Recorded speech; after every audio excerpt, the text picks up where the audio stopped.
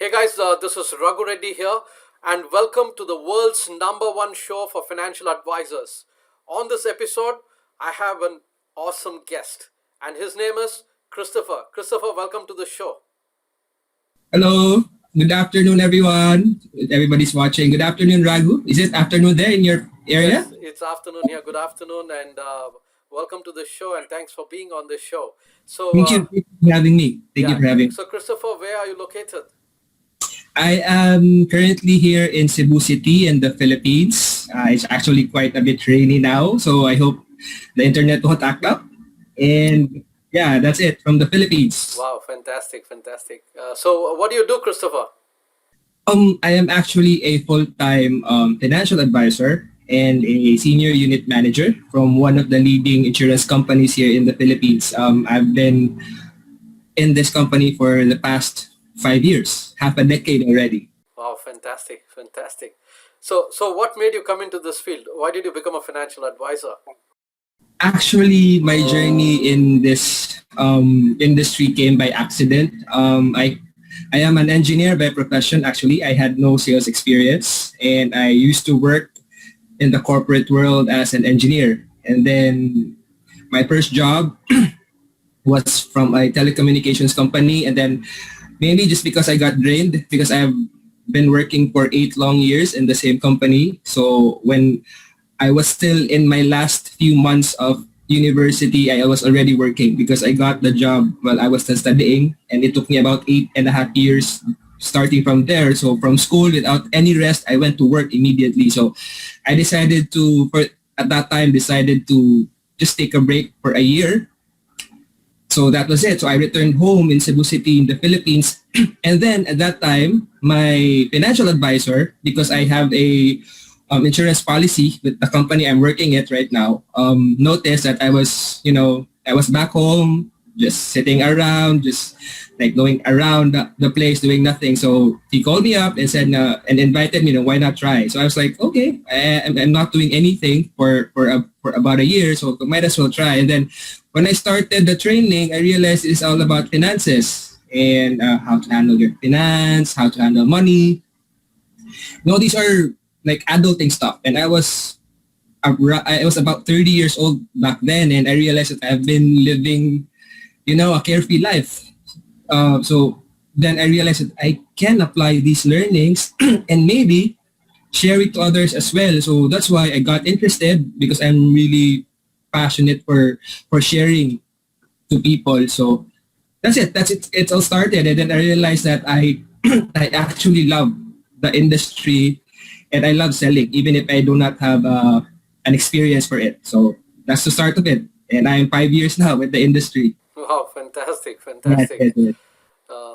So how has your journey been in the last 5 years?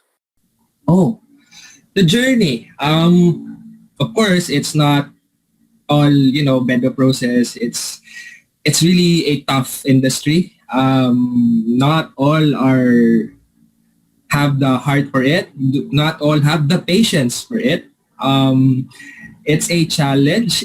And it will always be a challenge. So I think during the past 5 years, the reason why I've stayed is because I have come to love it despite the challenges, and I have also come to love the challenges and accepted those challenges. So I think that's the reason why a lot are not really lucky enough to be part of the insurance industry. But there are also a good number who have really stood by because they realize that the potential for growth is in this industry, and I am one of that. Hopefully, I'll still stay longer.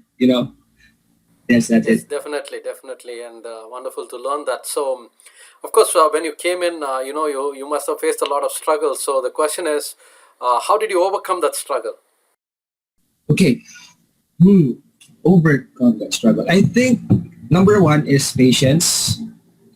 I always tell my advisors, because I'm handling advisors now, I have roughly 30. It's hard. It's hard work. You're dealing with 30 individuals, 30 different 30 different approaches. No, but what I always tell them is that when you understand the reason why you were doing this. And when you know why you are doing this, I think you're gonna do anything to reach a certain goal. Like not just in this industry, maybe in life in general. If you really want this, if you really wanted to have this certain goal, you work hard for it, and whatever it takes, you do anything, to get it, or to succeed through it. So that applies to my journey here as a financial advisor. For one, another advice or input I can give our viewers is that I allowed myself to think that I have no choice already but to stay in this industry. Because when you have a choice, you can always say, okay, I can always go back to the corporate world, or if I do not succeed in the insurance industry, I can always build another business, or I can always find another job. That is the reason why a lot of people do not, they do not, do not stay in the industry because they had options. But for me, the first thing I did is deleted everything, and I told myself, you do not have an option though. This is your only option. So what are you going to do about it? So it started from there. So when I realized that this will be my only, this will be my only profession. So I worked around that really, really shallow, concept of the only. So when you are in that what you call this, in that situation, you will discover a lot of things. You will discover a lot of things about yourself, about the industry, about the people around the industry, and from that you can start from there. So I think that's it. That's my main advice for everyone who's watching, and how to overcome the challenges in this industry. Wow, fantastic to learn about that. So, what's your driving force? What's your why? Oh, my biggest why. I've always been asked with that, but this may not be very appealing to everyone, but I don't want to be a hypocrite. I really want to get to be financially stable, and I see the insurance industry as a very lucrative industry. For one, we do not, nothing against traditional businesses, but let's agree. I mean, I have to agree that traditional businesses can actually earn good as well, but the effort that you put into is so much different from, the insurance industry. Like, for example, during this pandemic, a lot of traditional businesses, took a break because they cannot function, right? The business industry, the insurance industry is actually the first, one of the very few industries who thrive because the insurance industry adapted to the new normal and through virtually. No, you can earn, you can close cases, you can sell at the comforts of your room. So it's something that is I cannot do in other types of businesses. So that is my biggest why. I mean, I have found a way for me to what do you call this, to fulfill my dreams, but at the same time able to spend time with family, able to maximize my time learning other craft, other talents, and I am thankful for the insurance industry for that. Because I also have a traditional business. I have a laundry shop, and it's very time consuming, physically draining, labor intensive. Although I'm happy that it's still earning, but the effort that you put into it's really, really different from here. That is my biggest why. I want to be financially stable for me, my family, and I want to be able to give back to people. So I think that's it. That's my biggest driving factor as to why I'm really doing this. Fantastic to learn about your why. And because of this crisis, a lot of things has changed. The economy has changed, the marketplace has changed, and of course, the future is not going to be like the past.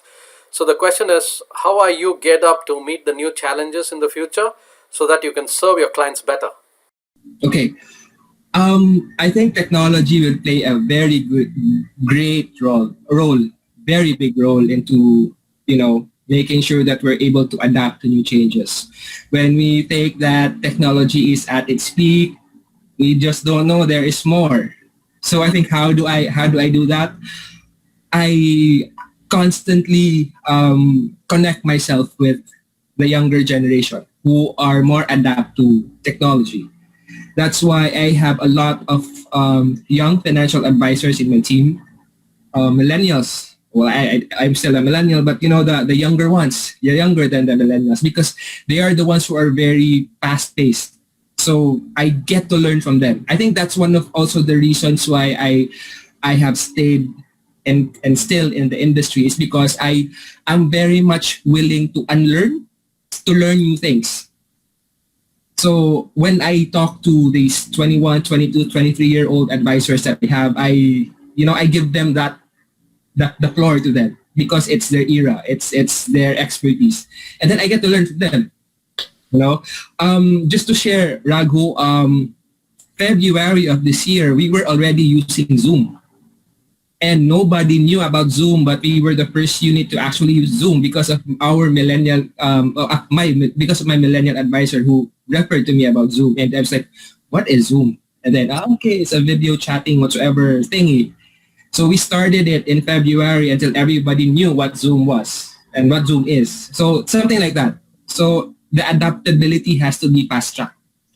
And you can do it if you communicate and you connect with people who are also fast in adapting. So I think that's what I always tell the more matured advisors, the more tenured, that we do not have much of a choice now, but we really have to adapt to not just the new normal, but the fast-paced technology that the new normal comes with.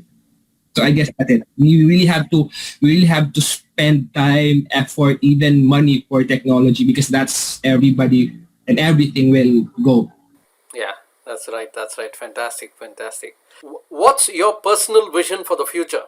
Vision, personal vision. Okay. I am at this moment. I am really still at the stage where I really work hard to make sure that a future is to be made. You know what I'm saying? That I have not yet thought about what will my future be, but I'm very busy building of I'm building this new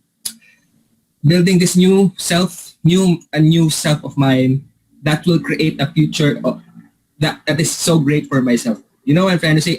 I do not have a specific vision yet, but I know that whatever it is that I do at the present will actually correlate to a better and bigger future for myself. So going back to my biggest why, it's all about financial stability. It's all about, a comfortable life.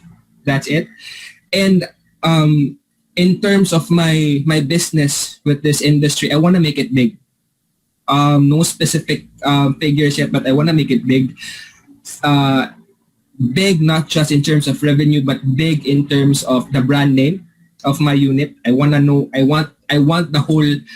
I want it that every time people think about insurance, they will think about me or they will think about my financial advisors. So I think that's my goal in the future. So that's what I wanted to. I wanted to wake up one day where that I wanted to become a household name in the insurance industry. I think that's it. I think that's it. Wow, fantastic, fantastic. Very tall, but you can always dream big. Awesome, awesome vision, awesome vision. Yes, yes. So, what would be your advice to a newcomer to the field? Oh, advice to the newcomer. Okay, going back, patience. I always say that the last thing that grows in a fruit-bearing tree is the fruit, and a tree grows for a painfully long years. For painfully long years, so you have to really wait. For a mango tree to bear fruit, you have to wait years. It is also the same. If you have very big visions or very big dreams and goals, you really have to work hard. Not just to work hard, but to really work long. because that is something that we lack now. We are so very impatient. We do not have, because maybe because of our lifestyle now, everything is fast paced. You wanted results here and now, but that's not the case. If you really want to make it big, you really have to work hard, and you really have to stretch yourself and work long hours for it and long days and years for it. So I think that's just about it. Do not give up easily.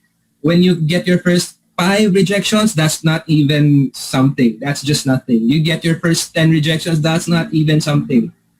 You know what I mean? And you just have to push. You have just continue. Do not be discouraged, because at the end of the day, again, if you're a fruit-bearing tree, you will bear fruits and you will enjoy that. But it just has to take time, and it has to take a lot of patience. So I think that's just I want to limit my advice to them, because that's the way I see it. A lot do easily give up when they see, when it's starting to get really discouraging or stressful. They just tend to give up and look for better or less stressful industries or jobs, and they end up being mediocre. So I guess that's it, Raghu. Wow, fantastic advice. Wonderful, That's wonderful. yes, yes. Fantastic. And if someone wants your services or wants to join your team as a financial advisor, how they can get in touch with you? Okay. Yes, we have our Facebook page. It's Money Essentials with an X.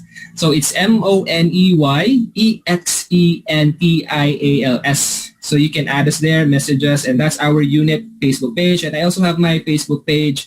It's TOFFEEYURONG. And of course, my LinkedIn page with my full name there. It's Kristoffer Jun Yurong. We'll be very glad to talk to you and discuss the opportunities that you can have with our industry here. Well, that's awesome, Christopher, and it was really wonderful having this conversation with you, learning Yes, about your good. story, learning about your wonderful journey of how you're making such a big impact in the lives of people and also financial advisors. And I wish you all the very best for your future, not only to grow yourself, bigger and make a bigger impact in the lives of people and families, but also to grow your team bigger and reach out to more people and make a bigger impact and a bigger difference. I wish you all the very best. Thank you, Raghu. I wish you all the best also. I hope you're doing fine and healthy over there. Yeah, fantastic, and wish you the same. Thank you. Bye. Bye. Thank you.